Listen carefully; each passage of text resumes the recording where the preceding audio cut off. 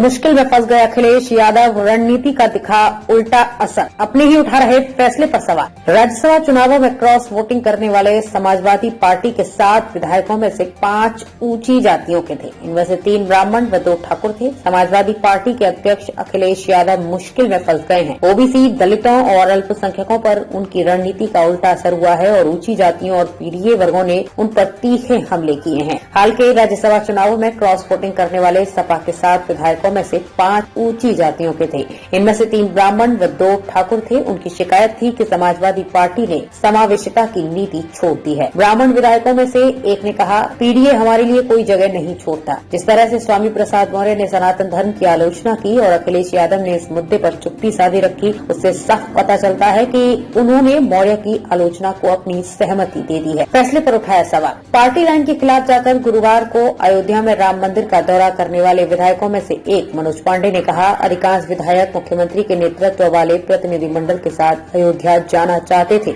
हमें लगा मंदिर का दौरा पार्टी लाइन से ऊपर होना चाहिए, लेकिन हमारे नेताओं ने न जाने का फैसला किया और हमें इसका पालन करना पड़ा। ऊंची जाति के विधायकों के साथ ही ओबीसी नेता भी पीडीए के फॉर्मूले पर सवाल उठा रहे हैं। पार्टी विधायक पल्लवी पटेल ने राज्यसभा के लिए उम्मीदवारों के चयन की आलोचना की और कहा, जया बच्चन और आलोक रंजन जैसे उम्मीदवारों के चयन में पीडीए कहाँ है। बाद में वो मान गयी, लेकिन उन्होंने अपना वोट दलित रामजीलाल सुमन को दिया। लग रहे तमाम आरोप। स्वामी प्रसाद मौर्य ने सपा छोड़ने के बाद भी कहा कि सपा सही मायने में पीडीए का पालन नहीं कर रही है। उन्होंने कहा कि अखिलेश समाजवाद और धर्मनिरपेक्षता के रास्ते से भटक गए हैं। सपा के पूर्व सहयोगी सुबह सपा के अध्यक्ष ओम प्रकाश राजभर बार-बार अखिलेश यादव की आलोचना करते रहे हैं और उन पर पीडीए के फॉर्मूले को महज नारे के रूप में इस्तेमाल करने का आरोप लगाते रहे हैं। पूर्व सांसद सलीम शेरवानी ने भी अखिलेश पर राज्यसभा के लिए उम्मीदवारों के चयन में मुसलमानों की अनदेखी का आरोप लगाते हुए पार्टी छोड़ दी। पूर्व मंत्री आबिद रजा ने भी इसी आधार पर इस्तीफा दे दिया। लोकसभा चुनाव के पहले ऊंची जातियों, ओबीसी और मुस्लिम नेताओं द्वारा उनका साथ छोड़ने के बाद अब उत्तर प्रदेश में अखिलेश यादव को एक कठिन चुनौती का सामना करना पड़ रहा है। एक तरफ उन्हें अपनी पार्टी की एकता को बनाए रखने के लिए और दूसरी तरफ अपनी नीतियों के प्रति अपने मतदाताओं के विश्वास को बनाए रखने के लिए कार्य करने की जरूरत है। इसके लिए राजनीतिक कौशल की आवश्यकता है।